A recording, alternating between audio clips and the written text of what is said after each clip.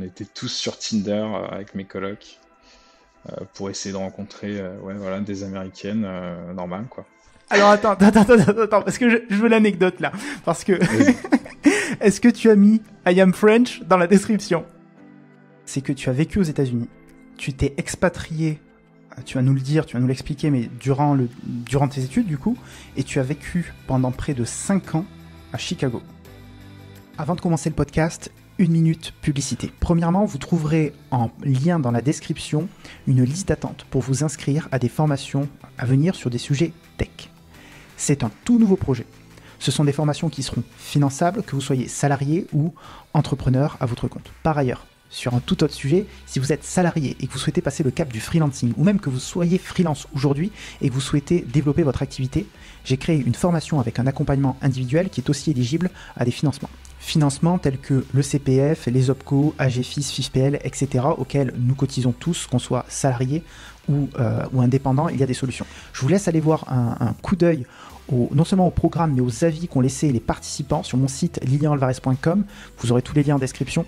Vous y trouverez des réussites absolument incroyables, que ce soit en termes de négociation de bonus, de négociation de rupture conventionnelle dans des entreprises qui sont censées ne pas les donner, de chiffre d'affaires qui dépasse les 200K par an, de lancement en freelance en moins de 2 semaines. Bref, il y a plein de success stories. Je vous invite à y aller jeter un œil si c'est quelque chose qui pourrait vous intéresser. C'est aussi un excellent moyen de soutenir ma chaîne et de m'aider à continuer à produire du contenu. Sinon, je vous invite à exploser les pouces bleus, à vous abonner, à noter le podcast sur la plateforme sur laquelle vous l'écoutez. La page publicité est terminée. Retour au podcast. Bonjour à toutes et à tous, je suis Lilian Alvarez, freelance en développement d'applications mobiles et formateur pour indépendants. Et aujourd'hui, je reçois Thibaut Forest, ingénieur logiciel spécialisé dans le développement d'applications mobiles iOS. Salut Thibaut. Salut Lyon. Est-ce que tu peux te présenter s'il te plaît? Oui, tout à fait. Je m'appelle Thibaut Forest, comme tu l'as si bien dit. Je suis ingénieur iOS depuis 2013. J'ai un double diplôme. Donc j'ai un master en sciences de l'informatique américain que j'ai obtenu à IIT, Illinois Institute of Technology, que j'ai fait un an d'études du coup à Chicago, et sinon j'ai un diplôme d'ingénieur que j'ai obtenu à Paris. Donc voilà. Je m'étais dit, à partir de quel moment il va parler en anglais avec son accent de beau gosse américain? Ben voilà, première question. Avec les 30 premières secondes, ça me l'a sorti. Et j'y suis allé doucement. Hein. C'est vrai que généralement, tu l'emploies avec un peu plus de... Mais ça va venir, ça va venir. Est-ce que tu peux nous dire sur quoi tu travailles en ce moment? Alors en ce moment, je travaille sur une application dans la grande distribution. Voilà, donc application de course en ligne, drive, livraison, en France. Tu veux pas nous en dire plus? Ah, je peux vous en dire plus. Je crois savoir que c'est une des applications les plus utilisées de France, un projet d'envergure, que tu travailles avec des développeurs iOS assez brillants, dont celui avec lequel tu es en train de parler actuellement. Tout à fait, ouais. On bosse actuellement sur l'application de Carrefour, qui s'appelle Carrefour One App, qui a environ un peu plus d'1 million d'utilisateurs, je crois. Et voilà, et moi j'ai commencé à travailler dessus en janvier 2021. Ah, donc ça va faire bientôt 1 an que tu es sur le projet là. Ouais. Ouais, on commence à être les anciens là, petit à petit. C'est ça. Ouais. L'une des raisons pour lesquelles je voulais absolument faire ce podcast avec toi, tu l'as un petit peu dévoilé au début, c'est que tu as vécu aux États-Unis. Tu t'es expatrié, tu vas nous le dire, tu vas nous l'expliquer, mais durant tes études du coup, et tu as vécu pendant près de 5 ans à Chicago. C'est bien ça? Exactement, oui, tout à fait. Est-ce que tu peux nous remettre dans le contexte du coup de cette expatriation aux États-Unis? Tu avais quel âge à l'époque? Qu'est-ce qui t'a poussé à aller vivre là-bas? Est-ce que tu peux nous replonger un petit peu dans ta tête lorsque tu as pris cette décision? Ouais, carrément. À l'époque, j'étais en 4e année d'école d'ingénieur en France, à l'ESME Sudria, qui est basé à Ivry-sur-Seine, en tout cas à l'époque. Maintenant, ça a un peu grandi, donc c'est dans d'autres villes aussi. Et il y avait du coup une possibilité de faire un cursus à l'international. Donc ils avaient des partenariats avec plusieurs écoles un peu partout dans le monde. Et, euh, et du coup, ça m'intéressait plutôt de faire une année d'études à l'étranger, euh, d'une part pour maîtriser l'anglais, puisque je trouve que c'est très important, surtout aujourd'hui, et surtout dans le domaine de la technologie où on est amené à voyager euh, et surtout à coder en anglais tout le temps, hein, faut se l'avouer. Euh, et aussi, donc d'une part l'anglais et d'autre part une expérience à l'étranger. Je trouvais que si après le diplôme à l'étranger, je pouvais me faire une petite expérience professionnelle, ce serait plutôt pas mal pour le CV. Donc je suis parti dans cette idée-là et Chicago, j'ai choisi IIT parce que le programme me plaisait en fait. Donc j'ai pas forcément choisi les États-Unis plus que l'Australie, la Chine ou autre. J'ai vraiment choisi le cursus, quoi, les cours qui m'étaient proposés en fait. Et j'imagine que ton école d'ingénieur avait un partenariat avec l'école américaine dans laquelle tu es allé. Oui, tout à fait. Tout à fait. Ils avaient un partenariat avec des équivalences de cours. Donc, les cours que j'avais fait dans l'école en France me donnaient des crédits dans l'université aux Hmm. États-Unis. Euh, et donc, avec ces crédits que j'avais déjà validés en France, je pouvais prendre d'autres cours pour pouvoir valider un master en un an, quoi. En gros, c'était ça l'idée. Voilà. Donc, au début, si je comprends bien, tu es parti pour un an. Tu t'es dit, ok, je vais voir après le diplôme si j'y reste, ça serait bien que je me fasse une expérience supplémentaire. Enfin, voilà, pour le CV, parce que c'est vrai que c'est valorisant quelque part d'avoir une expérience à l'étranger. Tu es resté 5 ans. Que s'est-il passé là-bas? Ben, en fait, dans mon école en France, on avait des intervenants de plusieurs universités qui venaient nous vendre un peu ce qu'on pouvait faire, la vie là-bas, etc., etc. Et donc ils nous disaient tous, oui, vous aurez un diplôme, vous aurez sûrement aussi la possibilité de travailler avec différents visas, etc. Donc déjà de base, je savais que c'était possible. Hmm. Donc je me suis dit, bon, on y va, et puis on essaiera enfin, quand je dis on, je suis parti avec une bande de potes, mais dans l'idée, j'essaierai voilà, de trouver un job, et puis soit de rester à Chicago, soit d'aller ailleurs aux US, enfin, on verra, quoi. Euh, et au final, ben, j'ai trouvé un job juste après mon diplôme. C'était dans une petite start-up, on était trois ingénieurs. Un ingénieur qui venait de Grande-Bretagne, qui travaillait depuis la France. Mon patron, donc du coup le fondateur de la boîte, qui lui vivait en banlieue de Chicago, que j'ai rencontré du coup à Chicago et qui m'a embauché là-bas. Et tout ça, c'était en télétravail. Donc première année, petite start-up, petite ambiance. Je sortais avec mon boss une fois toutes les 2 semaines dans Chicago pour boire des coups. Donc c'était cool. Voilà quoi. Je vivais C'était quoi ma le vie. principe? C'était quoi Le le principe de la principe, startup? le principe de la startup, ça se basait sur une loi qui allait sortir. En fait, ce gars-là, il était spécialisé dans la sécurité comment on appelle ça? Point of sales. Point of sales, c'est tout ce qui est moyen de paiement. Donc, Hmm. quand tu mets la carte dans une machine, c'est un point of sale. Ça peut être dans un magasin, ça peut être à la station essence, au distributeur de billets, etc., etc. Et en gros, cette loi, elle allait obliger tous les marchands à contrôler régulièrement leurs machines pour éviter les Hmm. fraudes.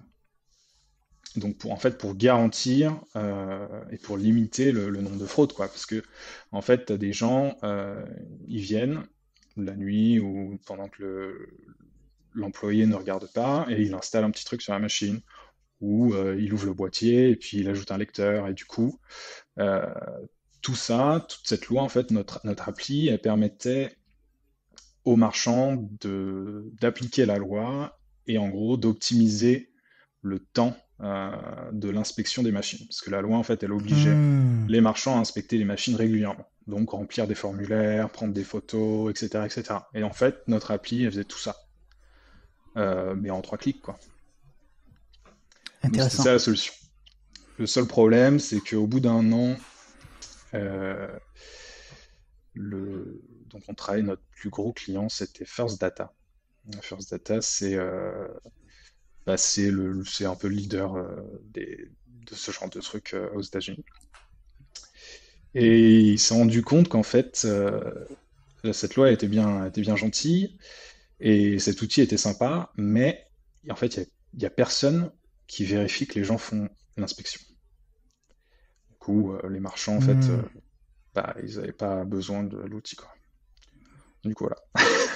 Ça s'est Je terminé vois. assez vite. C'était une bonne idée, mais ça s'est terminé. Et donc après ça, j'ai rejoint une boîte de consulting qui s'appelait à l'époque Solstice, qui était une agence ultra cool dans la tech. Et là, je me suis bien marré. Je suis resté là-bas pendant 3 ans. Et c'était top. C'était top. C'était à Chicago aussi. T'as anticipé ma question. Ouais, du coup, t'es vraiment resté pendant 5 ans à Chicago. Ouais. La vraie question que les gens vont se poser en regardant la vidéo, c'est les pizzas. Est-ce que les Chicago style, c'est les meilleurs que les New York style? Et on mettra des photos pour les gens qui connaissent pas, enfin qui ne savent pas à quoi ça ressemble les Chicago style, parce qu'en France, je sais pas si t'en trouves souvent en France, mais c'est assez rare, je crois. À Lyon, il doit y avoir un resto De... qui en fait. La deep dish, non, ouais, ils appellent ça la deep dish. En fait, le principe, c'est que les plats à pizza, ils sont profonds, en fait, chez eux. Donc c'est vraiment, c'est comme un gâteau, mais c'est une pizza. C'est une sorte de tarte quelque part, non? Oui, c'est ça, ouais, c'est une sorte de tarte, sauf qu'il y a tous les éléments d'une pizza, et du coup, ça met 45 minutes à cuire quand même. Donc, Ah oui. ouais, donc quand tu arrives au resto, t'es pas assis, qu'ils ont déjà pris ta commande, et puis c'est parti dans le four, quoi, comme ça, tu Hmm. t'assois, et puis t'attends que 10 minutes ou 20. Ouais. La deep dish. Et du coup, est-ce que c'est la meilleure pizza? Écoute, les Chicagoans te diront que oui, les New-Yorkais te diront que non. Voilà. Mais moi, je veux savoir pour toi. Pour moi, non, non, pour moi, les meilleures pizzas,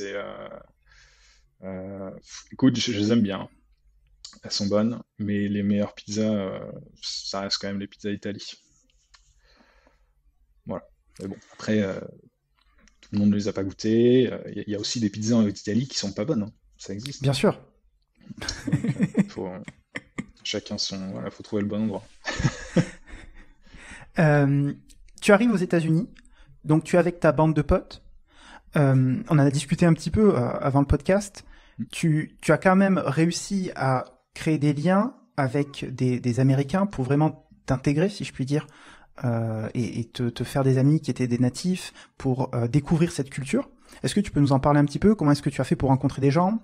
Est-ce que tu as des petites anecdotes à nous raconter de choses qui t'ont marqué, d'événements, finalement de ce qui fait la culture américaine et de comment est-ce que toi tu l'as vécu? Ouais, ok, ouais. Euh, alors ouais, on est arrivé en bande de potes, ce qui était bon, pas une bonne idée puisque 4 colocs français, ça n'allait pas parler beaucoup anglais. Euh, mais à côté de ça, tous les étudiants en fait de l'université étaient étrangers pour la plupart. Hmm. Alors il y avait pas énormément d'Américains, à notre grande déception. C'était plutôt des Européens, des Indiens et des Chinois. Euh, donc bah, déjà il y avait tout ce qui tournait autour de l'université. On pouvait quand même se créer des liens avec d'autres personnes, en passant par des activités sportives, tennis, escalade, etc. Et j'en passe. Euh, Ensuite, il y avait ben, les applis de rencontre. Moi, ça m'a permis, par exemple, de rencontrer ma copine actuelle, qui qui est américaine, mais elle n'était pas de Chicago. Euh, Alors, et tu peux nous d'ailleurs, raconter l'histoire de comment tu l'as rencontré ou c'est ou c'est censuré? non, non, c'est pas censuré. Non, non, alors c'était en octobre, non, c'était en novembre 2013, donc la Ah même oui. année où je suis arrivé. Ouais. On était tous sur Tinder avec mes colocs pour essayer de rencontrer ouais, voilà, des Américaines normales, quoi. Alors attends, parce que je veux l'anecdote là. Parce que Vas-y. est-ce que tu as mis I am French dans la description? À la... Écoute, je te sortirai pas mon profil, je sais pas s'il existe encore. Mais ouais, ouais, bah oui, définitivement. Ouais.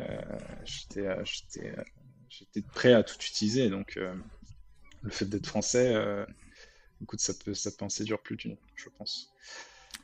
Il paraît qu'on a la Donc, cote aux États-Unis. donc c'était, ouais, c'était dans mon profil, ça c'est sûr. Mhm. Et du coup, bah écoute, je suis tombé sur Gabi et on s'est vu, on est sorti ensemble deux, trois fois, et puis de fil en aiguille, voilà, quoi, on est resté soudés. Euh, et voilà, et aujourd'hui en France. Ah, voilà. Donc, finalement, tu as la chance, entre guillemets, de si demain tu souhaites retourner aux États-Unis, puisque là, tu as bénéficié, j'imagine, d'un statut étudiant, ce qui t'a permis d'aller aux États-Unis dans un premier temps, puis ensuite, grâce au fait que tu aies trouvé un travail, j'imagine, d'y rester, parce que c'est plus compliqué sinon, je crois. Il faut une green card. Je m'étais renseigné à titre personnel, et je crois que je pouvais soit m'inscrire à une sorte de loterie, et si je suis pris, eh ben, c'est génial, mais j'ai une chance sur je sais pas combien. Et Mhm. la deuxième possibilité, enfin la deuxième, c'est évidemment qu'une entreprise sponsorise ma venue, mais il faut qu'elle soit en capacité de justifier que elle n'a pas trouvé d'Américain pour le poste pour lequel elle emploie. Oui, Et tout à le fait. troisième, c'était que je sois un investisseur, et je crois qu'il faut que j'investisse un demi-million en l'espace de 5 ans. Peut-être plus, mais c'était dans ces eaux-là, quoi. Ouais. Mais oui, je crois que tu peux passer par des incubateurs euh, qui vont t'aider à monter ta boîte. Euh, il y a effectivement la loterie. Je crois que tu peux postuler tous les ans. Il n'y a pas de limite. Ok. Je crois pas. Je crois pas qu'il y ait de limite. Il y a mon cas où je suis arrivé en visa étudiant, ce qui est le visa F1. Avec un visa F1, tu es rattaché à ton école. Donc, tout ce que tu fais, il faut que tu le dises à l'école. Donc, si tu changes de boulot, tu le dis à l'école. Si tu quittes ton boulot, tu le dis à l'école. En gros, à chaque fois que tu fais quelque chose, tu vas voir l'école pour demander un papier qu'ils estampillent, quoi. Comme quoi, tu es toujours étudiant chez eux et D'accord. tu es légalement sur le territoire. Donc ça, c'est très important. Tu vis avec ton I-20. I-20, c'est le document de l'école qui stipule que tu es chez eux, en fait. Tu passes les frontières avec le I-20, tu vas voir ton employeur avec ton I-20, etc., etc. Donc du jour au lendemain, si l'école ne te veut plus, c'est fini pour toi, t'es obligé de quitter le pays quelque part. Alors, pour que l'école ne te veuille plus, je On est pense qu'il faut d'accord, il faut faire que tu fasses une des très conneries. grosse bêtise ou faut que tu plus Mhm. d'argent, en fait. D'accord. Ah, Ouais. parce que tu payes l'école. Ouais, Eh ouais, oui, bah c'est oui. vrai, j'ai mon réflexe de français d'école gratuite. Alors, Mais tu euh, payais cher l'école? alors nous, enfin, j'avais un partenariat grâce à le SME, donc c'était moins cher, on a eu une réduction. C'était quand même, si je me souviens bien, un semestre, juste pour les cours, j'ai dû payer 15 000 dollars, je crois. Un semestre? Donc Un 30 000 semestre. dollars par an? Non, non, une année, autant pour moi, une année, ouais. Une année, 15 000 dollars, mais c'est pas très cher à l'échelle américaine. Euh, une année, oui, ça peut être facilement 30 000 dollars pour un Américain ou un autre étudiant. Selon l'école, ça peut même être 60 000. Enfin, il n'y a pas de. Ouais, c'est incroyable. C'est pas du tout les Mhm. mêmes dimensions que Oui. la France. Qu'en France, ouais, où t'as tes petits frais Euh, d'inscription, je crois que j'avais payé peut-être 700 euros pour mes droits d'entrée en école d'ingénieur pour une année. Enfin, ouais, ouais, c'est c'est pas incroyable. comparable. Et du coup, si tu veux que je rentre plus en détail dans ce processus d'obtention d'un travail avec un visa étudiant, en fait, il y a quelque chose qui s'appelle Optional Practical Training, OPT. Et ça te permet en gros de faire un stage, sauf que, bah, tu es payé normalement en fait, pas comme en France où on te paye au lance-pierre en stagiaire. Euh, et en fait, quand tu postules pour un OPT, tu as le droit à 12 mois de travail. D'accord. Donc, ils ne changent pas ton visa, donc tu es toujours en F1. T'as pas besoin de renouveler le visa. En fait, le visa, il te sert uniquement à rentrer sur le territoire. Une fois que tu es sur le territoire, si ton visa est expiré, mais que ton statut est toujours valide, tu as toujours le droit d'être sur le territoire, tu n'as pas besoin de visa. Hmm. Si tu veux rentrer chez toi pour Noël et revenir, il faut que ton visa soit valide. C'est tout. Donc Si tu tu rentres, mais restes, tu peux plus pas besoin. sortir. Exactement. Donc avec l'OPT, tu as le droit à 12 mois. Euh, donc 12 mois, il faut évidemment que tu trouves une entreprise qui t'embauche. Euh, c'est assez intéressant pour les entreprises puisqu'ils n'ont pas d'argent à verser. C'est toi, C'est-à-dire? tu payes ton visa et une fois que tu as l'OPT c'est gratuit. Hmm.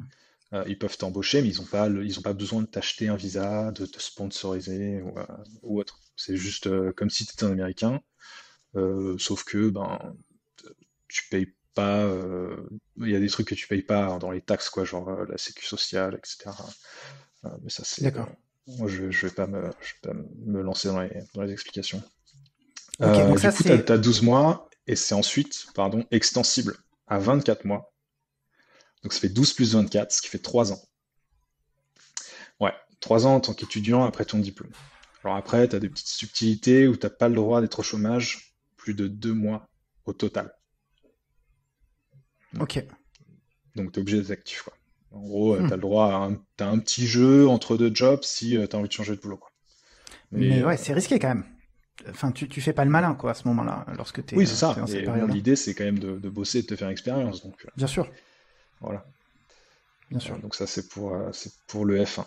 Et aussi, ça, c'est valable uniquement pour certains domaines qu'ils appellent, je crois qu'il y a une liste, et le nom de toutes ces filières, c'est STEM, S-T-E-M. Je sais pas ce que ça veut dire, mais en gros, STEMfield, c'est généralement les domaines très techniques, dont l'informatique fait partie.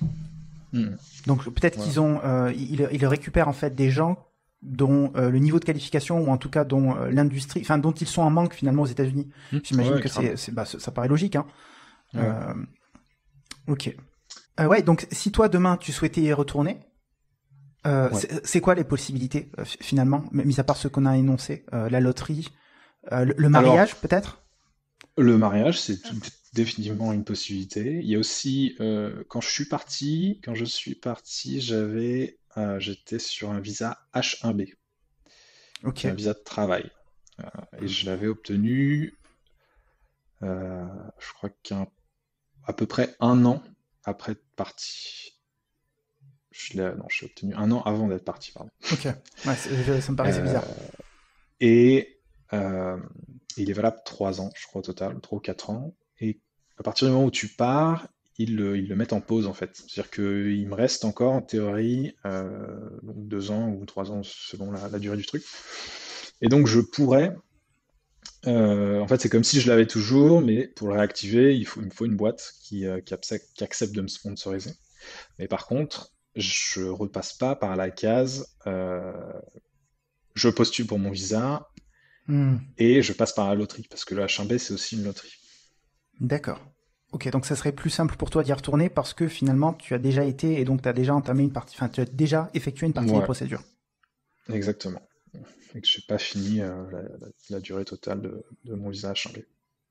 Tu crois que c'est possible aujourd'hui de d'aller aux États-Unis et de créer une entreprise là-bas et donc d'avoir les papiers parce que tu crées une entreprise là-bas ou, bah, j'imagine que en partie oui, mais il doit y avoir des problématiques financières où pour le faire il faut que tu investisses peut-être un certain montant, que tu t'engages à embaucher des Américains. J'avoue que je sais pas bien comment ça marche, mais je pense qu'à partir du moment où tu as de l'argent et que tu leur montres que tu peux faire de l'argent, tout devient plus simple. Ouais, bah, c'est pas surprenant. Ok, donc tu as vécu 5 ans là-bas. Est-ce que Ouais. tu as des petites anecdotes à nous partager sur la vie à l'américaine, la culture, les événements peut-être? Je me souviens, on en avait parlé, notamment des matchs de baseball, je crois. Ouais. Qu'est-ce que tu peux nous raconter qui t'a particulièrement marqué durant ce voyage? Euh, Bah écoute, quand tu arrives aux États-Unis, euh, bah, tout le monde le dit, mais c'est vrai que tout est plus grand. Tout est plus grand. Les routes sont plus larges, les bâtiments sont plus grands, les magasins sont plus grands. Qu'est-ce qui m'a choqué là-bas? Euh, les restos, ils ferment pas entre l'heure de midi et l'heure du soir aussi. Tu peux manger n'importe quelle heure de la journée, pas de problème. Les supermarchés, ils ferment pas le dimanche, ni les jours fériés, ou ni même la nuit, pour la plupart. Euh, Dans les pharmacies, ils vendent de la nourriture aussi. Ah ouais. Ouais. Hmm.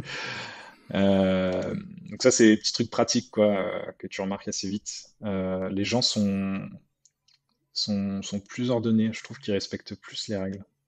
Ah ouais. Qu'est-ce qui te fait dire Ouais. ça? T'as un exemple? C'est, bah, alors, la façon dont ils conduisent, déjà, c'est, Tu sens le mec qui vit à Paris là. Ou en tout cas c'est, pas loin. ouais, juste ils sont plus calmes, ils font Ok. moins de queues de poisson, etc. Ils Mhm. sont, voilà. Euh, Quand il y a un conflit, par exemple, les Américains, euh, ils ont le réflexe d'appeler la police tout de suite. Mais, mais pas à mal, c'est juste, on appelle la police, comme ça, il y a un médiateur qui vient et Hmm. qui nous met d'accord. C'est très calme, hein. Il n'y a pas on se fout pas sur la gueule, etc. Premier exemple, on arrive dans notre appart, il y avait un rooftop et il y avait un barbecue et une piscine. Et donc, il y a des voisins qui font un barbecue et qui ramènent, je sais pas, peut-être 10 personnes. Et nous, on était au bord de la piscine, tranquille, cool, et puis d'un coup, on voit la police. Je dis, bon, c'est bizarre quand même, il y a la police et tout, et hop, deux personnes qui discutent avec la police, tac, tac, tac, et au final, plus tard, on a appris que ben, les autres voisins se sont plaints qu'il y avait trop de monde, parce que tu n'avais pas le droit de ramener plus de trois personnes. Du coup, ils ont appelé la police. La police leur a dit, bon, bah voilà, la règle, c'est la règle. Les gens, vous sortez, puis voilà. Pas un mot plus haut que l'autre. Tout était calme, très simple. Les gens sont partis. La police était là, de toute façon, qu'est-ce que tu veux faire de plus? Mhm. Du coup, toi, dans des situations comme ça, c'est toujours comme ça. Tu arrives dans un match de baseball, par exemple, il y a quelqu'un à ta place. Le Français va dire, ah, excuse-moi, regarde mon billet, ça c'est le numéro de ma place. L'Américain, il appelle le staff. Le staff arrive, s'adresse à la personne qui n'est pas à sa place. La personne s'en va et toi, tu t'assieds. Donc c'est plein de petits trucs comme ça qui font que bah, il y a moins de friction et il y a moins d'embrouille. C'est un peu plus carré, je trouve, dans ouais, de ce côté-là. Après, des petites anecdotes. À Chicago, la Saint-Patrick, par exemple, c'est un très très grand événement. Et toutes les fêtes un peu nationales, je trouve que les gens sont toujours à 200%. Halloween, la Saint-Patrick, le 4 juillet, qui est la fête de l'indépendance chez eux. Thanksgiving aussi. C'est tout fois 200, quoi. Tout le monde est dans la rue, t'as des parades avec des ballons qui font trois fois la taille d'un bâtiment. Enfin, c'est démesuré, quoi, à chaque fois. Mhm. À chaque fois, c'est exceptionnel, quoi. C'est trop drôle. C'est trop drôle. Euh, je sais pas, moi, qu'est-ce que j'ai d'autre comme anecdote ou même pour la culture, ce que j'ai remarqué, c'est que le sport ouais, a été très très présent dans l'esprit des Américains, dans leurs conversations. Au bureau, tous mes collègues parlaient 50% du temps de sport, du match qu'il allait avoir ce soir, de l'équipe qui a gagné la veille, etc., etc., des pronostics. Ils sont à fond dans le baseball, le football américain, évidemment, le basket, le hockey, tout ça, euh, tout ça c'est très, très ancré. Et tu es allé voir des matchs de basket ou d'autres sports? Tu nous as parlé du baseball, donc j'imagine que oui pour le baseball, mais d'autres sports tu as fait ou pas? Ouais, ouais, j'ai fait basket et baseball. Euh, Baseball, c'est plus un rassemblement. Les gens regardent pas forcément le match. Ils sont là pour boire des coups, discuter, manger des hot dogs. Basket, c'est un peu pareil, mais ils sont plus concentrés quand même sur le Hmm. match, je trouvais. Moi, ce qui m'a plu sur le basket, je suis allé voir les Bulls. Ah ouais. C'était la mascotte qui était rigolote, ouais, il faisait pas mal de conneries, ça c'était drôle, mais sinon, ouais, c'est un match quoi, comme si tu allais voir un match de foot ouais, en France quoi. Je suis allé, j'ai fait un voyage aux États-Unis, enfin j'ai fait un voyage à New York et je suis allé voir à Brooklyn un match de NBA. Je me souviens plus des équipes qui jouaient. Enfin, évidemment, il y avait l'équipe de Brooklyn, mais je me souviens plus contre qui ils jouaient. Et ce qui m'a particulièrement marqué déjà, c'était que le stade était immense. Et moi, qui, je dois l'avouer, ne suis pas quelqu'un de très courageux en termes de vertige, de hauteur, tout ça. Tu vois, j'étais là, je dis mais Ouais, ouais, comment ça tient ce truc, tu vois, comment c'est possible, parce que c'est incroyablement pentu, tu vois. ouais, c'est Puis vrai, ça. après, en plus, on était assez haut. Même si on avait quand même payé $100, je crois, nos places, ou $120, et mine Ah de rien, bon? on était quand même assez reculé, donc c'est Mhm. dire le prix des places. Sans compter évidemment les bières que tu vas payer qui sont aussi évidemment un peu plus chères, mais bon, ça fait partie du jeu. Et ce qui m'a marqué déjà, c'est qu'il y avait plein de pubs. Tu vois, à chaque fois que t'avais une coupure, t'avais des Mhm. messages de pub. Ouais, c'est T'avais vrai. les pom-pom girls, tu sais, enfin les cheerleaders, je sais pas comment on appelle, Ouais, comme dans les films américains, tu sais, où on rappe en français. Tu vois, moi je regardais ça tout de pareil. l'extérieur, et là tu te dis, mais en fait c'est vraiment que ça existe, tu vois, et tu vois Ouais. tout ça qui commence à prendre vie et ouais, je trouve enfin je me souviens que ça m'a laissé un bon souvenir ce match de NBA. Mm. Mhm. Ouais, c'est vrai De- que l'ambiance est sympa, ouais. Ouais, il y a plein de choses, tu vois. T'as non seulement le match, mais t'as l'animateur, t'as les pom-pom girls. Enfin, il y a plein de choses finalement qui vivent autour du match, Ouais. quoi. C'est un Il y a des événement. jeux aussi. Il y a des jeux, des questions. Il y a des. Tu sais, on voit souvent ça sur les réseaux sociaux, les caméras où ils montrent un couple et il faut qu'ils s'embrassent et tout. Bah, Mhm. tout ça, c'est vrai que ouais, ça fait partie des règles de base, quoi, de la culture, hein. Tu peux pas y couper quand il vas. Est-ce que tu as visité, j'imagine que oui, d'autres villes lorsque tu étais aux États-Unis? Est-ce que certaines d'entre elles t'ont plus marqué que d'autres? Qu'est-ce que tu peux nous dire là-dessus?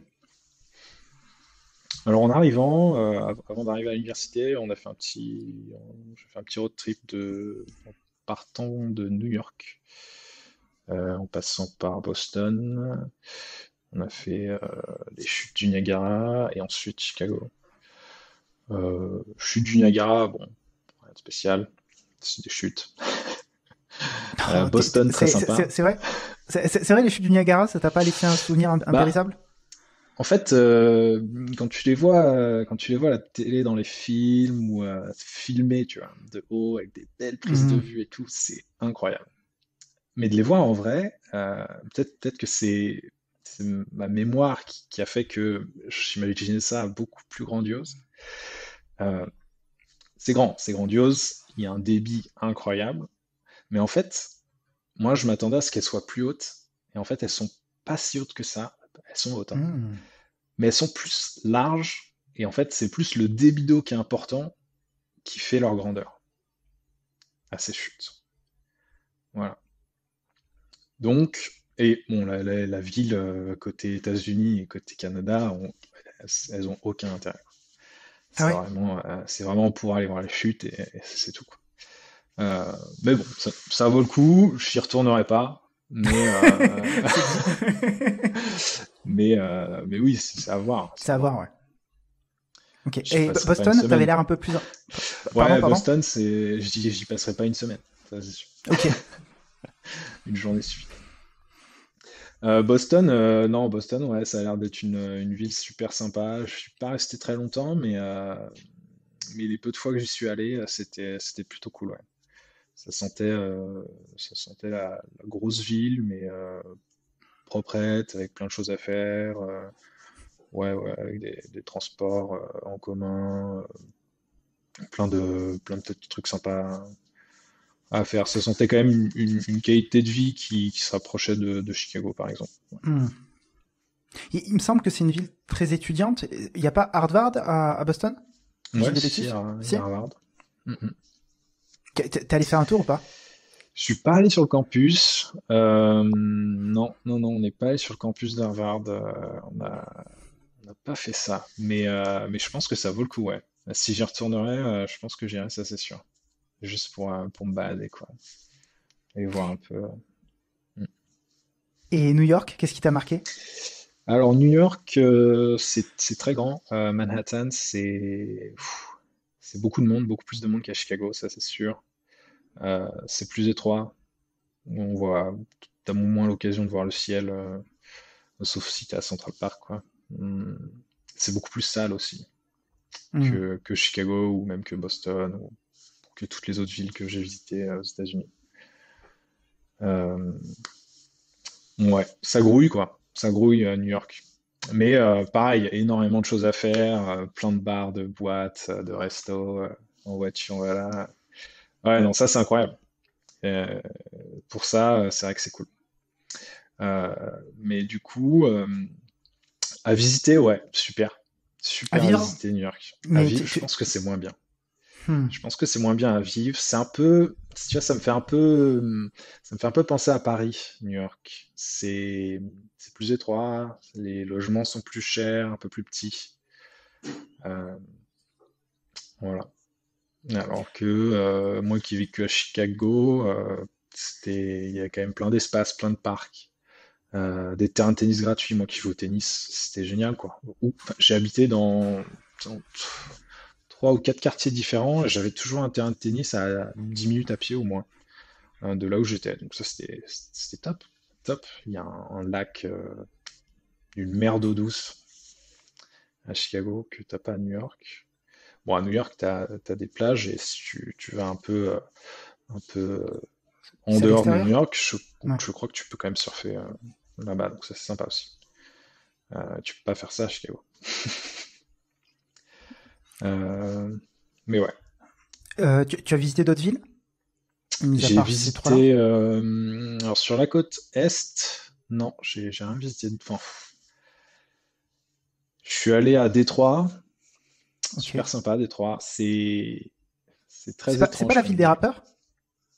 On dit pas, C'est enfin, y a pas plein de rappeurs qui viennent de Détroit, c'est pas réputé pour être alors le berceau des du rap? rappeurs, je sais pas, à part Eminem peut-être, qui est, je pense, sûrement l'un des plus connus. Pour moi, Détroit, c'est plutôt la ville de la techno, la musique électronique, quoi. Ah, Ouais. Il y a hmm, notamment un festival qui s'appelle ok. Movement.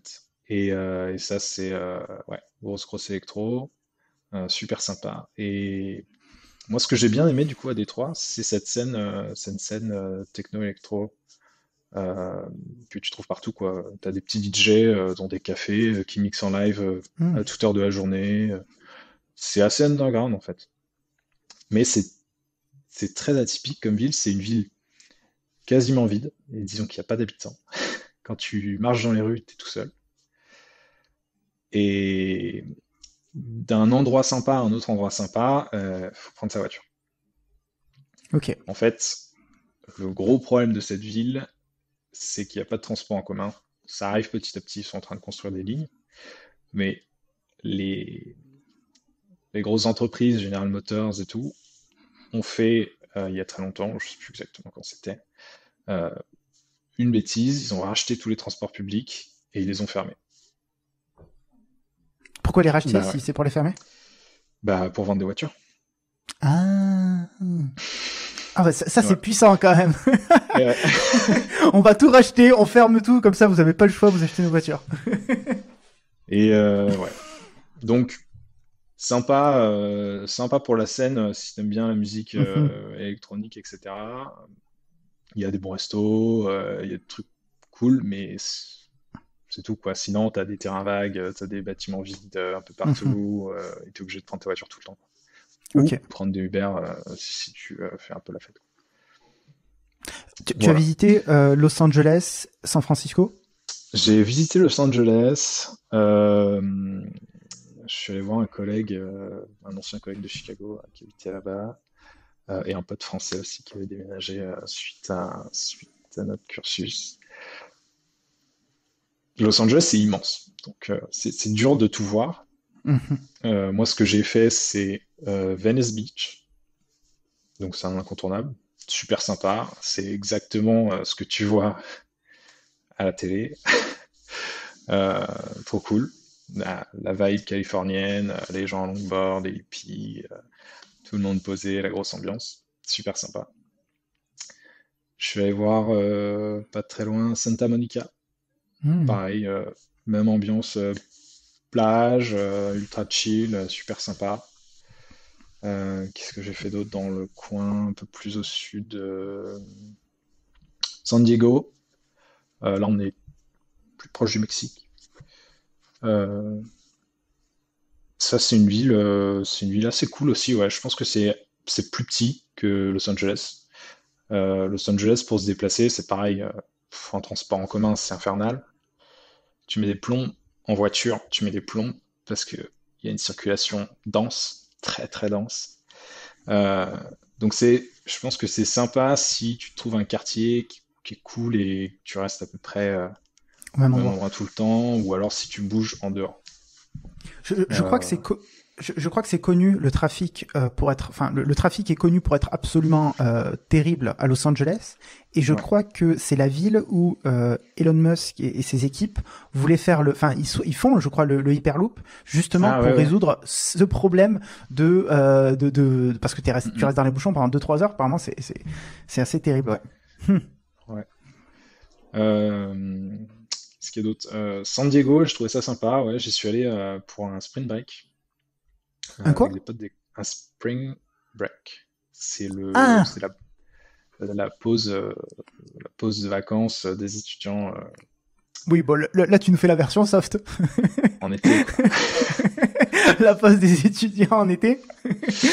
C'est On a l'impression que c'est une pause goûter, tu sais, le truc. c'est une petite semaine, quoi. On Non, mettra non, quelques photos, je suis sûr que je dois trouver sur Google Spring Break su- États-Unis. super Euh, sympa. ouais, c'est une belle Super expérience. sympa.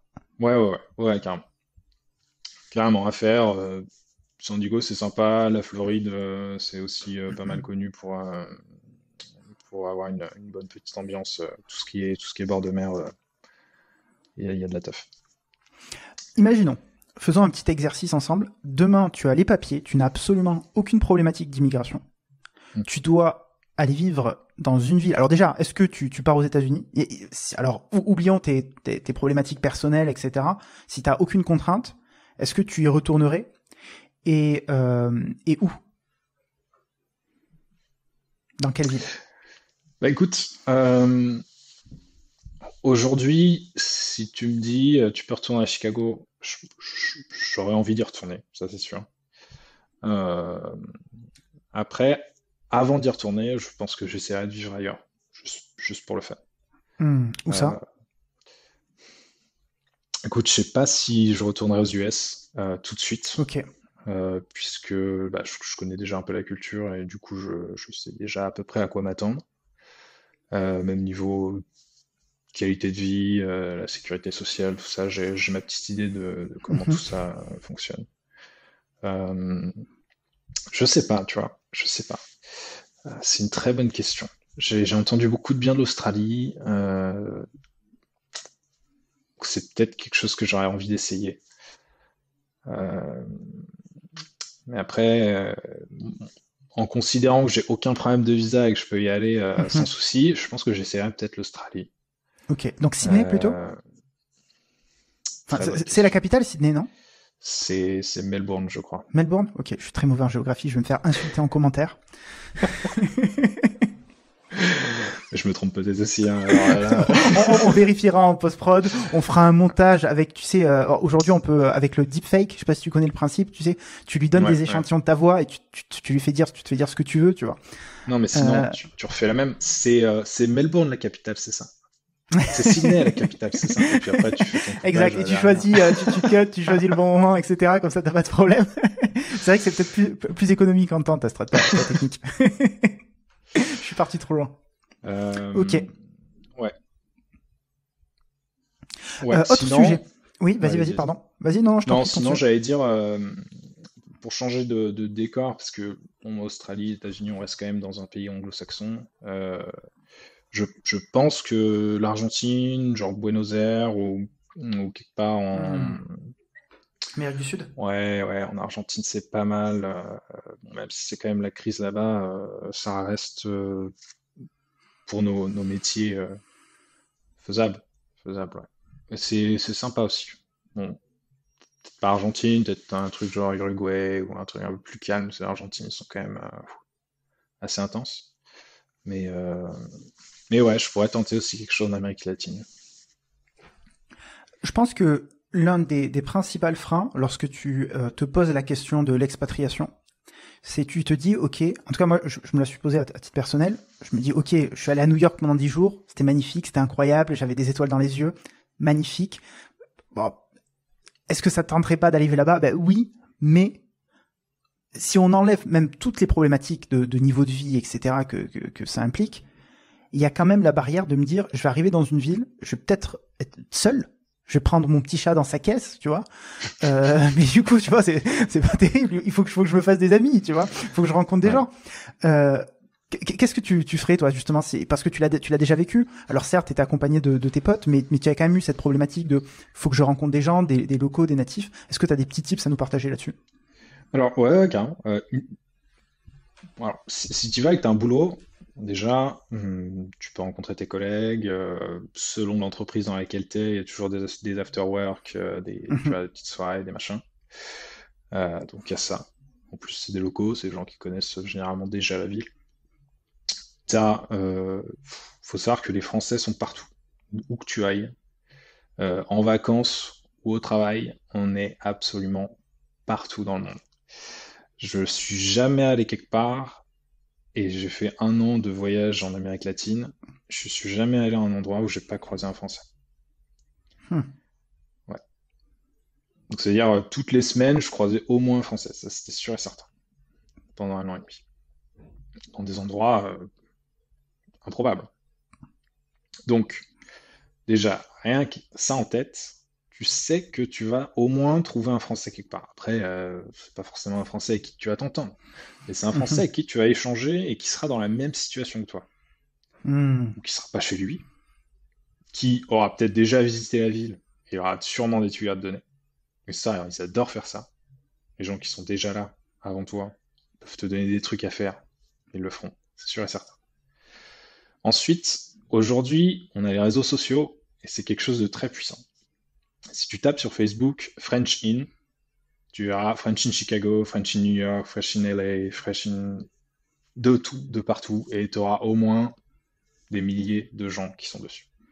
Sur ce genre de page, tu as des événements, tu as du wine tasting, tu as des apéros dans le bar du coin avec le mec, c'est même un Français, tu vois, il aura lu le saucisson et le Ricard tranquillou.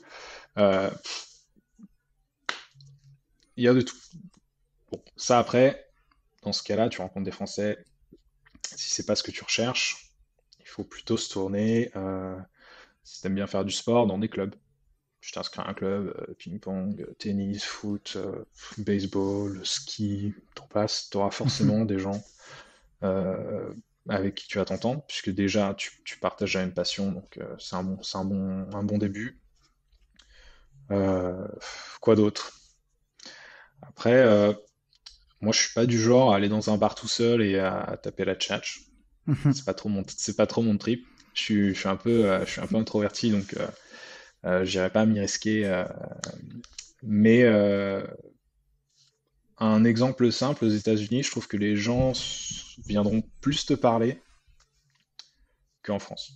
Donc, je me suis retrouvé à une table ou même dans un magasin. Les gens viennent te voir, ils te demandent des trucs.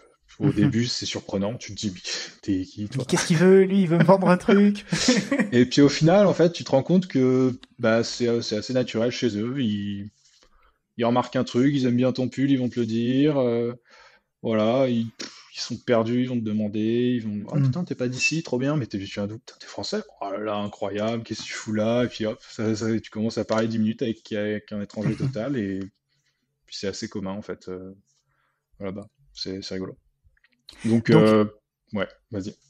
Ce que j'entends, parce qu'en plus, juste pas plus tard qu'hier, je faisais un podcast avec Marion Félix, qui a monté, c'est une ingénieure, elle a monté une boîte qui aide les gens à s'expatrier au Canada. Et elle vit à Montréal, et elle m'a donné le même conseil que toi, dans le sens où elle m'a dit, il faut se tourner vers les communautés, puisque c'est là où tu vas justement, c'est exactement ce que tu disais, tu vas partager des valeurs communes, et donc le lien va se faire beaucoup plus facilement, et tu vas rencontrer des locaux, et il y a tellement de communautés aujourd'hui avec lesquelles tu peux sympathiser, tu peux intégrer comme ça, que c'est un très bon moyen de rencontrer les gens. Ça m'a fait beaucoup sourire ce que tu m'as dit sur il y a des Français partout. Parce que j'ai une petite anecdote. Alors, elle va pas me dépeindre dans le meilleur jour, je dois l'avouer. Mais au point où on en est entre Melbourne et Sydney, tu vois, je me dis bon, une de plus, une de moins. Euh, on faisait la queue. Donc je suis parti à New York avec une bande de potes et on était dans la file d'attente pour visiter un monument qui s'appelle Top of the Rock. Donc c'est un monument de New York assez connu. Et donc on était dans une file d'attente et je plaisantais avec mes potes et je disais mon objectif sur ces 10 jours à New York, c'est de faire un date avec une Américaine. Et je dis ça assez fort, pensant que, tu vois, on est aux États-Unis, je parle en français, je vais pas avoir de problème. Et là, les groupes qui sont devant nous et derrière nous explosent de rire, parce qu'en fait, il y avait que des Français dans la file d'attente. Tu vois. Je me passais pour le gros dragueur français de base, tu vois. C'était très drôle. Oui. Oui, d'ailleurs, je l'ai même raconté dans une vidéo YouTube, mais bon, on va pas retourner là-dessus. Je vais avoir des problèmes encore. Ok. Ouais, c'est quoi les projets du coup à venir pour toi? Ça fait combien de temps déjà que tu es revenu en France? Alors, je suis revenu en début de premier confinement, donc c'était en mars 2020, je crois. Voilà, donc j'ai fini mon voyage en février. Ouais, c'est ça, février, où j'ai fait le carnaval de Rio. Et donc, explosion de Covid, plein carnaval. C'était sympa. Et donc aujourd'hui, ça fait, ouais, du coup, peut-être bientôt 2 ans que je suis revenu. Ouais, quand même. Ouais. Donc, Et projet, je sais pas, tu vois. Je pense que bon, c'est mon premier CDI, donc c'est la première fois que j'arrive en France, la première fois que je paye mes taxes en France. je suis désolé. La première fois, du coup, que j'ai un salaire aussi et que je vis avec un salaire en France. Donc j'ai envie de continuer à découvrir ça, de prendre un rythme et de voir si ça me plaît. Donc je prévois d'y rester 2, 3 ans, voilà, pour me faire une bonne idée. Et ensuite, si oui ou non je m'y plais, je repars. Je repars pas. Euh, Repartir aux États-Unis, ce serait la solution facile, étant donné ma situation relationnelle ou amoureuse. Mais je suis prêt à partir ailleurs pour découvrir autre chose. J'adore voyager. Donc voilà. Après, projet rêve, quelque chose que j'aimerais bien faire, c'est monter une auberge, brasserie, coworking space, genre un petit endroit pour digital nomades et voyageurs dans À un Bali? endroit insolite. Un Bali, ça devient trop connu, donc C'est vrai que là, la concurrence c'est peut-être sera un peu rude. trop tard. Mais, Mhm. mais ouais, dans l'idée, c'est de faire ça avec voilà, un bon petit spot où je peux aussi continuer des projets tech professionnels si j'en ressens l'envie. Voilà, mais ouais, c'est à peu près tout. On arrive à la fin du podcast. Est-ce que tu as un message à passer à tous les gens qui nous écoutent, qui sont peut-être actuellement, enfin ils habitent en France, très probablement, et ils sont tentés peut-être par cette expérience de l'expatriation, ils hésitent, ils se disent est-ce que ça vaut le coup ou pas? Quel est le message que tu leur passerais à ces gens-là qui nous écoutent? J'espère, encore. Bah écoute, mon message, faut pas hésiter de peur de pas y arriver, puisque si vous essayez pas, vous ne saurez jamais si vous auriez pu le faire. Euh, non, moi je pense que c'est quelque chose à faire. Moi en tout cas, je regrette pas du tout d'être reparti, et tous les gens que je connais qui sont partis ont envie de repartir. Donc, ça prouve quelque part que c'est toujours une expérience positive et que il y a quelque chose qui naît en toi. Une fois que tu es parti, t'as plus de limites, t'as plus de frein, t'as plus cette hésitation qui va te dire est-ce que je pars, est-ce que je vais galérer? Tu vas galérer, sûrement. Nous, petite anecdote de fin de podcast, si je peux Vas-y, me permettre. je t'en prie. On loue un appart en ligne, on arrive là-bas, on rentre dans l'appart, pas de meubles. On se regarde, on regarde la dame, on lui demande, mais c'est normal qu'il n'y ait pas de meubles. Et en même temps, on se casse une barre parce que c'était incroyable. Tu vois. Et bah, elle nous dit, bah ouais, il est pas meublé. Ah, ok. Et on commençait les cours le lendemain. Donc c'était sympa. Euh, Donc tu vois, il y a toujours des trucs qui vont arriver. Ce qu'on a fait, c'est que on est parti à deux chez Ikea, on a loué un camion le lendemain. On a fait, bon, Thomas, tu fais l'onboarding, tu nous racontes ce qui se passe. Nous, on va chercher les meubles. Hmm. On loupe la première journée, tant pis, mais au moins on achète tout. En une journée, on a torché, voilà, lit, enfin tout. Et voilà, ça s'est bien passé. Mais tu vois, il y a toujours des petits trucs qui vont faire que bah, tu galères, mais au final, c'est des souvenirs, c'est des bons moments, etc., etc. Et puis aujourd'hui, de toute façon, avec, comme je le disais, toutes les communautés, réseaux sociaux, t'as un pépin, tu poses une question, t'as toujours quelqu'un qui va te répondre. Ou même qui va t'aider, quoi. T'as aussi des gens qui vont te répondre en se foutant de ta gueule, ça c'est possible. C'est pas grave. Ça fait partie de l'aventure. Exactement. Eh bien, écoute, on va finir sur cette note positive. Merci beaucoup, Thibaut. Alors, attends, avant Merci qu'on à toi. termine, où est-ce qu'on peut te retrouver s'il y a des gens qui ont apprécié cette discussion, qui ont envie de connecter avec toi? Non, ils te retrouvent pas. Ils Non, se non, débrouillent. non, vous pouvez me retrouver écoute, sur Facebook, Ou à LinkedIn. Thibaut Forest, par exemple, ou LinkedIn, ouais. Euh, ouais, Facebook, LinkedIn. Après, je sais pas, est-ce qu'on peut... il On y a peut mettre moyen de tous les poster liens, des ce que tu commentaires veux, en sur... description. ouais. Si vous êtes intéressé par les démarches, les visas, les trucs, les machins, je peux vous orienter sur des liens ou d'autres choses comme ça. Ouais, pas de problème. Merci beaucoup, Thibaut. Merci à toi, Lilian.